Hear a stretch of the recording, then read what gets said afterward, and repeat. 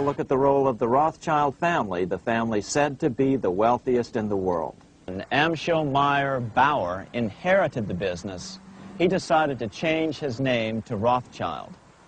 Amschel soon learned that loaning money to governments and kings was more profitable than loaning to private individuals. Not only were the loans bigger, but they were secured by the nation's taxes. Mayer Rothschild had 5 sons. He trained them all in the skills of money creation, then sent them out to the major capitals of Europe to open branch offices of the family banking business. His first son, Amschel Meyer, stayed in Frankfurt to mind the hometown bank. His second son, Solomon, was sent to Vienna. His third son, Nathan, was clearly the most clever. He was sent to London at age 21 in 1798, 100 years after the founding of the Bank of England. His fourth son, Karl, went to Naples, and his fifth son, Jacob, went to Paris. Rothschilds soon grew unbelievably wealthy. By the mid-1800s, they dominated all European banking and were certainly the wealthiest family in the world. They financed Cecil Rhodes, making it possible for him to establish a monopoly over the diamond and gold fields of South Africa. In America, they financed the Harrimans and railroads, the Vanderbilts in railroads and the press, and Carnegie in the steel industry, among many others.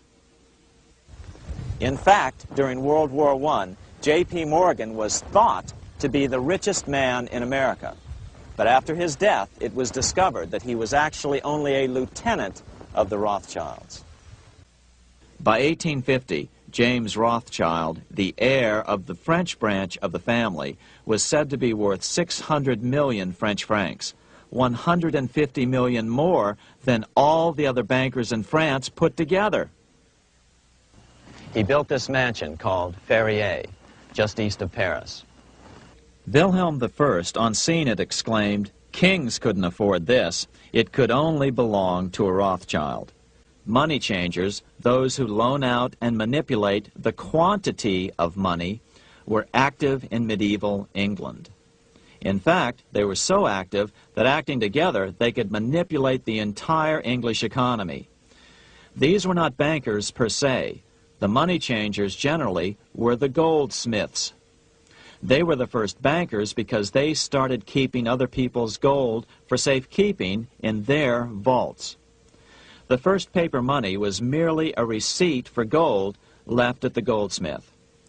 Paper money caught on because it was more convenient than carrying around a lot of heavy gold and silver coins. Eventually, goldsmiths noticed that only a small fraction of the depositors ever came in and demanded their gold at any one time. Goldsmiths started cheating on the system. They discovered that they could print more money than they had gold, and usually no one would be the wiser. Then they could loan out this extra money and collect interest on it. This was the birth of fractional reserve banking. That is, loaning out many times more money than you have assets on deposit.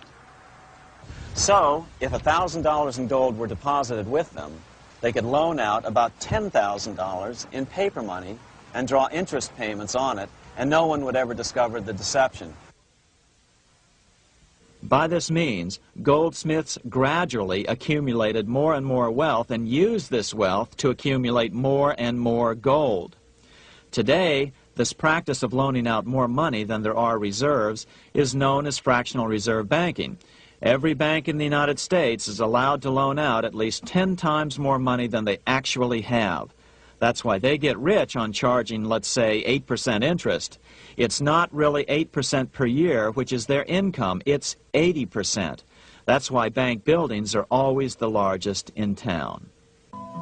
When Queen Mary's sister, Queen Elizabeth I, took the throne, she was determined to regain control over English money. Her solution was to issue gold and silver coins from the public treasury and take the control over the money supply away from the money changers. Oliver Cromwell finally overthrew King Charles, purged the Parliament, and put the king to death. the money changers were immediately allowed to consolidate their financial power. The result was that for the next 50 years, the money changers plunged Great Britain into a series of costly wars. They took over a square mile of property in the center of London, known as the City of London. This area today is still known as one of the 3 predominant financial centers of the world. By the end of the 1600s, England was in financial ruin. 50 years of more or less continuous wars with France and Holland had exhausted her. Frantic government officials met with the money changers to beg for the loans necessary to pursue their political purposes. The price was high. A government-sanctioned, privately owned bank which could issue money created out of nothing. It was to be the modern world's first privately owned central bank, the Bank of England. Although it was deceptively called the Bank of England to make the general population think it was part of the government, it was not. Like any other private corporation, the Bank of England sold shares to get started. The investors, whose names were never revealed, were supposed to put up £1.25 million British pounds in gold coin to buy their shares in the bank. The bank was duly chartered in 1694 and started out in the business of loaning out several times the money it supposedly had in reserves, all at interest. In exchange, the new bank would loan British politicians as much of the new currency as they wanted, as long as they secured the debt by direct taxation of the British people. So, legalization of the Bank of England amounted to nothing less than legal counterfeiting of a national currency for private gain. Unfortunately, nearly every nation now has a privately controlled central bank using the Bank of England as the basic model. Such is the power of these central banks that they soon take total control over a nation's economy. It soon amounts to nothing but a plutocracy ruled by the rich.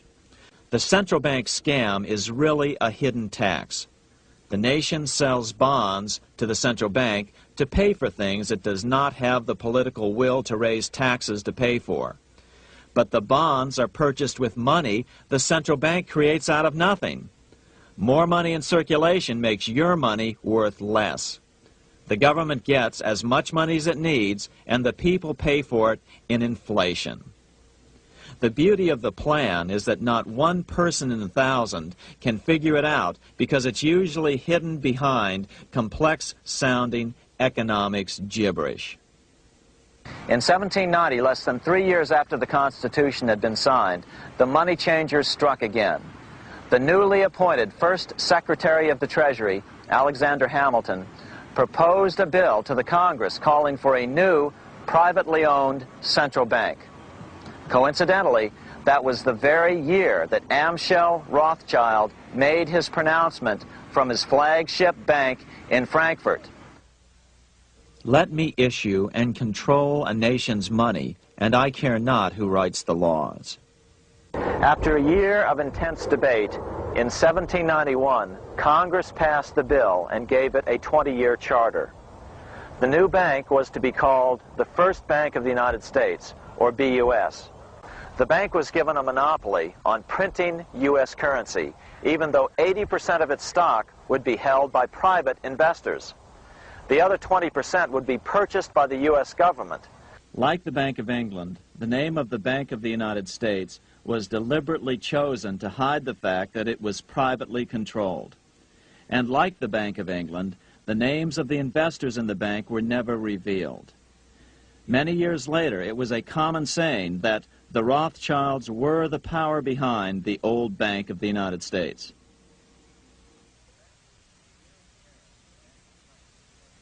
Here in Paris, the Bank of France was organized in 1800, just like the Bank of England. But Napoleon decided France had to break free of debt, and he never trusted the Bank of France. He declared that when a government is dependent upon bankers for money, the bankers, not the leaders of the government, are in control. This is the Waterloo battlefield about 200 miles northeast of Paris in what today is Belgium. Here Napoleon suffered his final defeat, but not before thousands of French and Englishmen gave their lives on a steamy summer day in July of 1815. The outcome was certainly in doubt.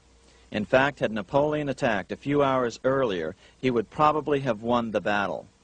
But no matter who won or lost, back in London, Nathan Rothschild planned to use the opportunity to try to seize control over the British stock and bond market and possibly even the Bank of England. Rothschild stationed a trusted agent, a man named Rothworth, on the north side of the battlefield, closer to the English Channel. Once the battle had been decided, Rothworth took off for the Channel. He delivered the news to Nathan Rothschild a full 24 hours before Wellington's own courier. Rothschild hurried to the stock market and took up his usual position in front of an ancient pillar. All eyes were on him. The Rothschilds had a legendary communications network. If Wellington had been defeated and Napoleon was loose on the continent again, Britain's financial situation would become grave indeed. Rothschild looked saddened. He stood there motionless, eyes downcast. Then suddenly he began selling. Other nervous investors saw that Rothschild was selling. It could only mean one thing: Napoleon must have won, Wellington must have lost. The market plummeted. Soon everyone was selling their consols, their British government bonds, and prices dropped sharply. But then Rothschild started secretly buying up the consols through his agents for only a fraction of their worth hours before. Myths, legends, you say? 100 years later, the New York Times ran a story which said that Nathan's grandson had attempted to secure a court order to suppress a book with this stock market story in it. The Rothschild family claimed the story was untrue and libelous, but the court denied the Rothschilds' request and ordered the family to pay all court costs. What's even more interesting about this story is that some authors claim that the day after the Battle of Waterloo, in a matter of hours, Nathan Rothschild came to dominate not only the bond market, but the Bank of England as well. Whether or not the Rothschild family seized control of the Bank of England, the first privately owned central bank in a major European nation and the wealthiest, one thing is certain: by the mid-1800s, the Rothschilds were the richest family in the world, bar none. They dominated the new government bond markets and branched into other banks and industrial concerns. In fact, the rest of the 19th century was known as the Age of the Rothschilds. Despite this overwhelming wealth, the family has generally cultivated an aura of invisibility. Although the family controls scores of industrial, commercial, mining, and tourist corporations, only a handful bear the Rothschild name. By the end of the 19th century, one expert estimated that the Rothschild family controlled half the wealth of the world. Whatever the extent of their vast wealth, it is reasonable to assume that their percentage of the world's wealth has increased since then. But since the turn of the century, the Rothschilds have cultivated the notion that their power has somehow waned even as their wealth increases. Just 1 year after Waterloo and Rothschild's alleged takeover of the Bank of England, the American Congress passed a bill permitting yet another privately owned central bank. This bank was called the Second Bank of the United States. Just as before, the primary stockholders remained a secret. But it is known that the largest block of shares, about 1/3 of the total, were sold to foreigners. As one observer put it, it is certainly no exaggeration to say that the Second Bank of the United States was rooted as deeply in Britain as it was in America. So, by 1816, some authors claim the Rothschilds had taken control over the Bank of England and backed a new, privately owned central bank in America as well. During the early 1900s, men like J.P. Morgan led the charge. One final panic would be necessary to focus the nation's attention on the supposed need for a central bank. The rationale was that only a central bank can prevent bank failures. Morgan was clearly the most powerful banker in America. and a suspected agent for the Rothschilds. Morgan had helped finance John D. Rockefeller's Standard Oil empire. He had also helped finance the monopolies of Edward Harriman in railroads, of Andrew Carnegie in steel, and of others in numerous industries. But on top of that, J.P. Morgan's father, Junius Morgan, had been America's financial agent to the British. After his father's death, J.P. Morgan took on a British partner, Edward Grenfell, a longtime director of the Bank of England.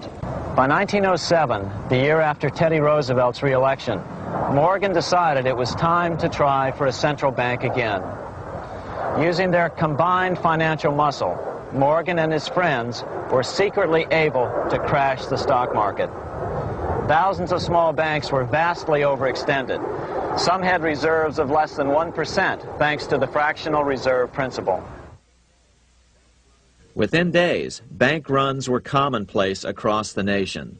Now Morgan stepped into the public arena and offered to prop up the faltering American economy by supporting failing banks with money he manufactured out of nothing.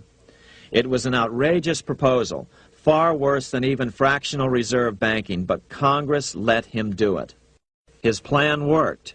Soon, the public regained confidence in money in general and quit hoarding their currency.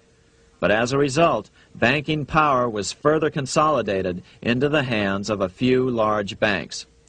By 1908, the panic was over, and Morgan was hailed as a hero by the president of Princeton University, a man by the name of Woodrow Wilson. The money changers had been able to create a series of booms and busts.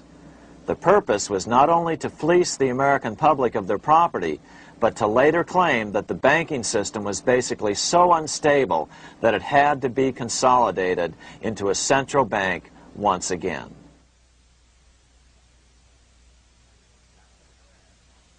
After the crash, Teddy Roosevelt, in response to the panic of 1907, signed into law a bill creating something called the National Monetary Commission. Of course, the commission was packed with Morgan's friends and cronies. The chairman was a man named Senator Nelson Aldrich from Rhode Island. Aldrich represented the Newport, Rhode Island homes of America's richest banking families. His daughter married John D. Rockefeller, Jr., and together they had 5 sons: John, Nelson, who would become vice president in 1974, Lawrence, Winthrop, and David, the head of the Council on Foreign Relations and former chairman of Chase Manhattan Bank.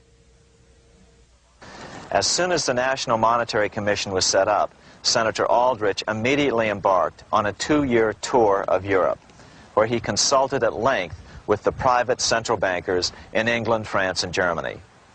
The total cost of his trip alone to the taxpayers was $300,000, an astronomical sum in those days. Shortly after his return, on the evening of November 22, 1910, some of the wealthiest and most powerful men in America boarded Senator Aldrich's private rail car and in the strictest secrecy journeyed to this place, Jekyll Island, off the coast of Georgia. With the group came Paul Warburg.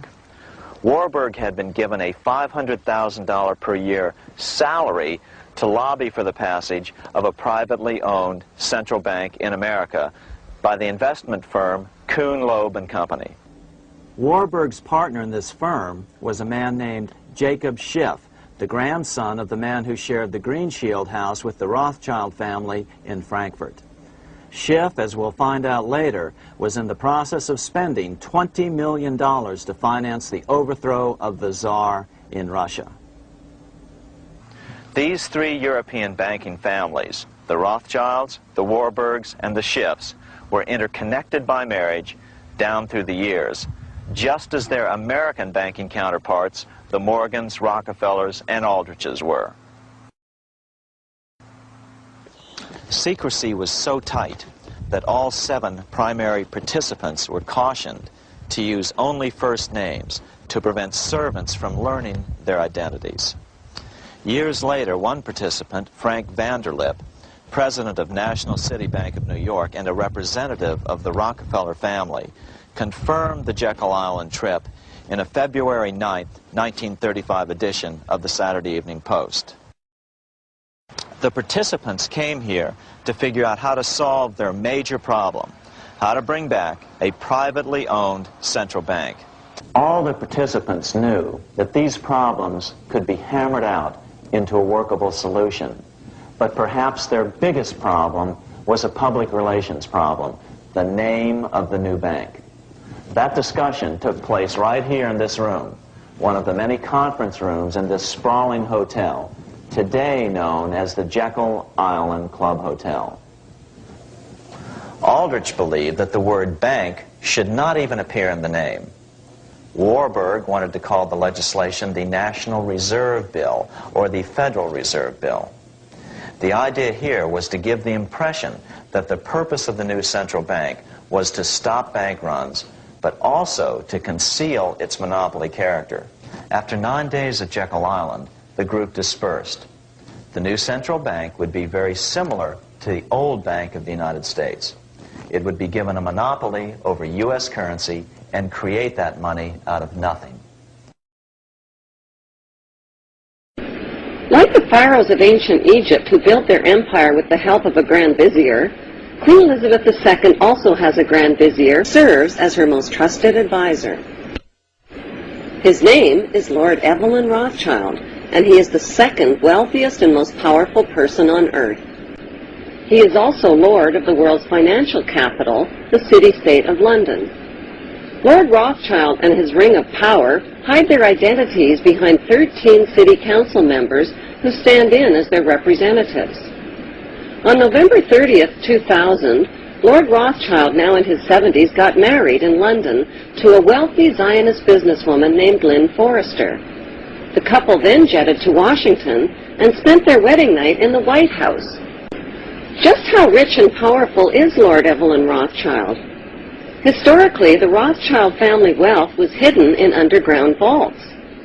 The Rothschild secret financial records were never audited and never accounted for. Their family-commissioned biographies give the illusion that their family fortune has dwindled, but researchers estimate their wealth at close to $500 trillion, more than half the wealth of the entire world.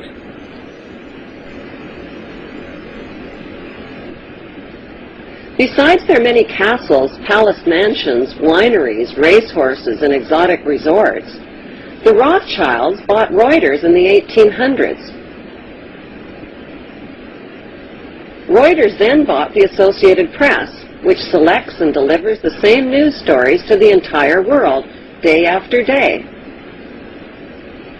They have controlling interest in 3 major television networks and easily avoid media attention since they own it. Until recently, they owned and operated England's Royal Mint and continue to be the gold agent for the Bank of England, which they also direct. They control the LBMA, London Bullion Market Association, where 30 to 42 million ounces of gold worth over $11 billion are traded daily. The Rothschilds earn millions weekly just on transaction fees alone.